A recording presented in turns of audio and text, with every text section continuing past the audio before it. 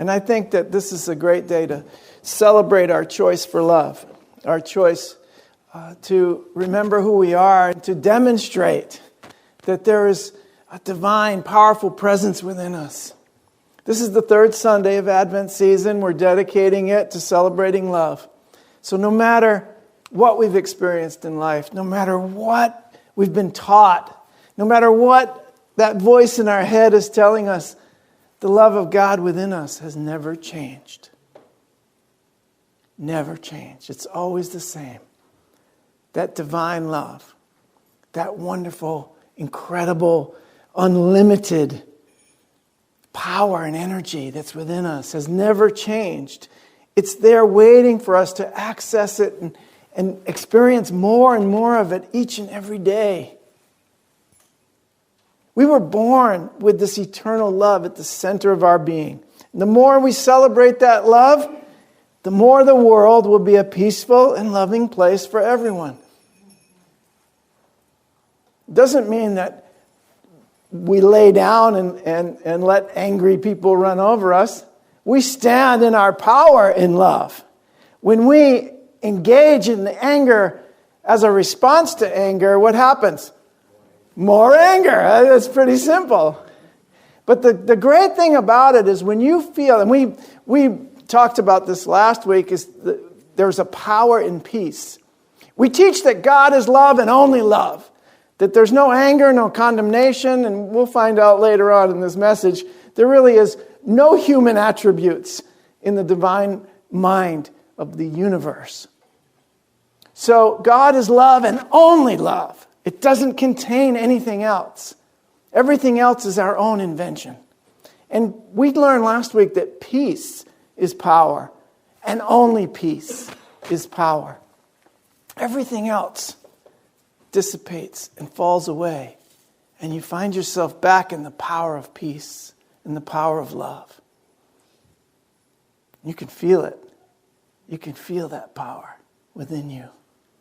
You can feel it moving within you. You can say that I was created in love and for love, and it is my intention to bring more love into the world. That's our opening prayer. That's part of our opening prayer now. So it's our intention to use this power to create more love in the world. So this week we're going to celebrate that. We're going to celebrate who we are and the love that we are. But we also want to look at the ways that we can actually bring more love into the world. First of all, we're not here to teach the meaning of love. That's beyond what can be taught. The Course in Miracles teaches us that. Okay, this is our opening prayer. I just want to, let's stay here for a second. I was created in love and for love. And it is my intention to bring more love into the world. Now that's a prayer. That's a true prayer. I'm not getting down and begging for something. I'm not telling the universe what I think I need and what's going wrong and what it needs to fix. No, I am telling the truth. I was created in love and for love. And I'm declaring it is my intention to bring more love into the world. That's an affirmative prayer. That's the kind of prayer that we teach at Unity. Affirmation of the truth and taking action with that truth. So we're not trying to teach the meaning of love, for that's beyond what can be taught. But we do aim, however, at removing the blocks to the awareness of love's presence, which is our natural inheritance, the awareness of love's presence. We're just removing the blocks, healing. We're healing our minds, our bodies, our energy field. We're clearing our energy field of all the distortion. That's what healing is, getting in alignment with the perfection of the universe. And the only way to teach it is to remove the blocks to the awareness of love's presence. Feel it shining in you. You are a radiating center of love. When you feel it, when you feel that love shining in you, you're automatically radiating it into the world. It doesn't need to take a form that's recognizable to anyone else. You know it because you feel it and you are that. Love is always present within us and all around us. I heard someone say once, the universe is not made from matter. It's secretly made of love. Yes. Yes, it is. Yeah, but why is it a secret? It shouldn't be secretly made of love. It is made of love. It's not going to be a secret any longer because I'm going to ask you to shout it from the rooftops. God is love and only love. The universe is made of love. Now, the reason that we don't believe that is because we have all kinds of different experiences. But no matter what your experience is, I heard, it was Maya Angelou said, every storm eventually runs out of rain. And every human condition of pain or suffering runs out of energy. Finally, you just stop giving it energy. And it just runs out. And guess what's left? The universal love that's in you. Your love and your peace and your power is always there. So, God is love and only love. Everything in the universe, including us, is made out of love. So we must expand our definition within our own mind, our experience of it. We can't teach the meaning of love, but you will experience it for yourself in your own way. And one of the things I like to do is take words and make these wonderful little acronyms out of them. So love for me is limitless, first of all, omnipresent, vibrations of creative energy. Well, that's a nice way to look at it. There's vibrations of creative energy that are always here, always present, omnipresent, present everywhere and every time and every space. Wow. And it's limitless. And it's flowing through us. And we're the ones who are in control of how much we experience of that limitless creative energy. It's our decision, right? We're in control. Isn't that fun? It's incredible. Like it never ends. It's limitless. And no one's, I won't put it that way. There's no need to be afraid of love. We can be afraid of love if we are counting on attack and defense as our safety. If we're counting on judging someone else is what's going to make us safe. If we're counting on attacking someone else is what's going to make us safe. Yeah, love is scary. If we're counting on our old previous learning, if we're afraid to feel pain again, we're not afraid of love, we're afraid of the pain. We're afraid of the attack. We're afraid of the suffering. We're afraid of the abuse. We're afraid of the trauma that we may have experienced as children. But we're not afraid of love. We're afraid of the pain. And so the crazy thing that our human minds tend to do is associate love with pain. Instead of love with the healing of the pain. Instead of love as taking the place of the suffering, as filling the void, as filling us up, as being our sustenance, as being our substance. So love is omnipresent vibration of creative energy. And so much more. That's only one way of looking at the divine universal idea that we call love. That's only one way. That's just part of my experience. It's kind of a good way to look at it. But there are many more. And it's more than you can possibly understand or teach. But it's not more than you can experience. You can experience all of that and more. Love is both a noun and a verb. This is what was said in the Daily Word. So what does that mean for me is that love is the substance of the universe, but it's also the action. It's the vehicle for the substance. It's how that energy moves. So that's the love that perhaps we feel for one another.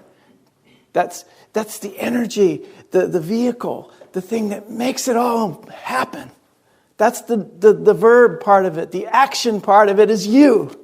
You're putting the substance into a form that can be seen and felt. Isn't that great? It's the substance, it's a noun, but it's also a verb. It's both. It's always both and. We always tend to think of things as either or, and I like to say it's always both and. Keep that in mind. It's always both. It's always everything occurring simultaneously. So however we define the experience of love, the most important thing is we identify with it. We see it shining within ourselves. We feel it shining within ourselves, right? Radiating out from us, returning to us multiplied. That's the important part. The definitions don't really matter. I love doing this kind of stuff. And, so like I said, it helps me to kind of get my mind right so that I'm more receptive to the energy of love. But the most important thing is that I identify with it. I make it mine. I make it me. I own it. I always like to say, I put it on like a nice suit and walk it around town. Or I put it on like a new dress and walk it around town. However you want to do it. If it's warm enough, you don't have to put on anything and walk it around town. Just keep it on Nantucket. It's legal now in Nantucket. Yeah, you don't need bathing suits in Nantucket. But when you get into our age, you might want to wear one. All right, enough of that. You guys are wonderful. And I know that you are identifying with love and that you are here because that you want to express it more in the world in any way you can. You want to be that light. You want to feel it shining in you and you want to give it away. Well, this gives you a great opportunity to remember that that's our purpose in life, is to be the love that God created us to be. If we can learn to experience God differently, if we can learn to experience God as a constant and singular energy of love, not a being, not a being that makes judgments and decisions, then we will realize our responsibility to extend that love in the world. What if God is energy, consciousness itself? Then we're not making a God in our image. We're actually open to the energy or the intelligence, that innate intelligence that's in all of the universe. We call it universal mind. Call it divine mind.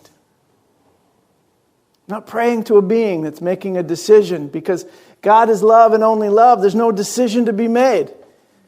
It's always radiating love. And so can you, if you identify with your source in a similar way. And this is, again, just one way of looking at God. I like to look at it as a constant and singular source of the energy of love. That's just one of the ways, because I can't teach what God is, but just like love, I can experience what God is. If we just stop trying to tell everybody what God is and what it's thinking, and I have to tell you something, it's not going to be thinking in English. Or Spanish or Japanese or Chinese, because the universe is emanating. The mind of God is communicating in vibration, frequencies of vibrational energy. It's all love. It's all love, you guys. It really is. And we are evolving spiritually to know that this love is what we are. And in that is our world powerfully transformed, because we are actually in alignment with the truth of God, and we are emanating that truth and love wherever we go, whatever we do, whatever we say, and to whomever we meet. I'd like to read a short passage from A Course in Miracles that kind of sums this up for me to feel the love of God. I feel the love of God within me now. Lesson 189. There is a light in you that the world cannot perceive. And with its eyes you will not see the light, for you are blinded by the world. Yet you have eyes to see it. It is there for you to look upon. It was not placed in you to be kept hidden from your sight. This light is a reflection of the thought we practice now. To feel the love of God within you is to see the world anew, shining with innocence, alive with hope, and blessed with perfect charity and love.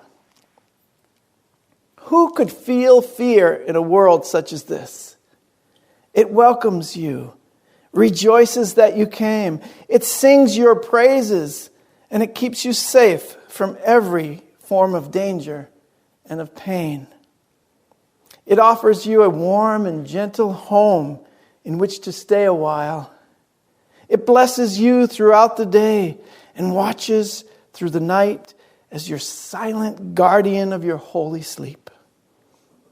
It sees salvation in you and protects the light in you, in which it sees its own. It offers you its flowers and its snow in thankfulness for your benevolence. This is the world that the love of God within you sees. This is the world that the love of God reveals. This Christmas season, let us make a commitment to feel the love of God within us, to see it shining in us, and to bear witness to the world of the love of God that has been released in us and through us, and finally lives as us. Let us this Christmas season truly, for a fact, for real, allow the Christ to be born in us. No more worshiping people out there, but allowing ourselves to really feel who we are, to follow the example of our way shower, Yeshua, to follow the example by allowing the Christ to be born in us, for real, allowing the love of God to be revealed in us, through us, and as us. I love you guys. Have a blessed Christmas season.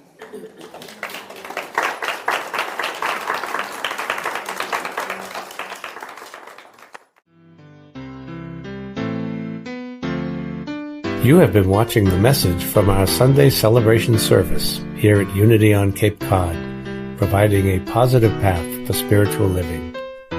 Please join us every Sunday morning at 10 a.m.